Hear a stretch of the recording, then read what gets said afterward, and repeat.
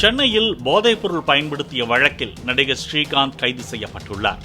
அவரைத் தொடர்ந்து கழுகு பட நடிகர் ஸ்ரீ கிருஷ்ணாவிடமும் விசாரிக்க போலீசார் திட்டமிட்டுள்ளதால் கோலிவுட் வட்டாரத்தில் பரபரப்பு ஏற்பட்டுள்ளது. கடந்த மாதம் நுங்கம்பாக்கத்தில் பார் மோதல் வழக்கு தொடர்பாக முன்னாள் அதிமுக நிர்வாகி பிரசாத், அஜய் வாண்டையார் உட்பட 9 பேர் கைது செய்யப்பட்டனர்.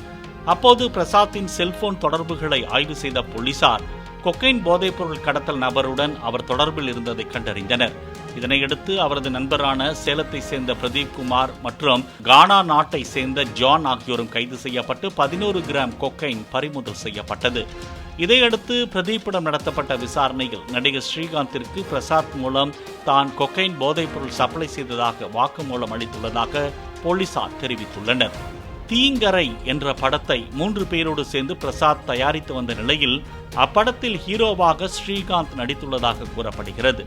அப்பட தயாரிப்பின் போது நடிகர்களுக்கு பிரசாத் பார்ட்டி வைத்துள்ளதாகவும் இதற்காக பிரதீப் பெங்களூருவிலிருந்து கொக்கைன் போதைப்பொருள் வாங்கி வந்து பிரசாத்திற்கு லட்சக்கணக்கான ரூபாய்க்கு விற்பனை செய்துள்ளது விசாரணை தெரிய வந்துள்ளது. மேலும் ஸ்ரீகாந்திற்கு பலமுறை பிரதீப் கொக்கைன் சப்ளை செய்துள்ளதாகவும் கூறப்படுகிறது.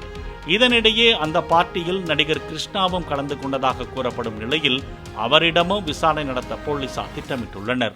பிளே ஸ்டோர் மற்றும் ஆப் ஸ்டோரில் இருந்து பாலிமர் செயலியை QR கோடு மூலம் பதிவிறக்கம் செய்யுங்கள். செய்திகளை உடனுக்குடன் பெறுங்கள்.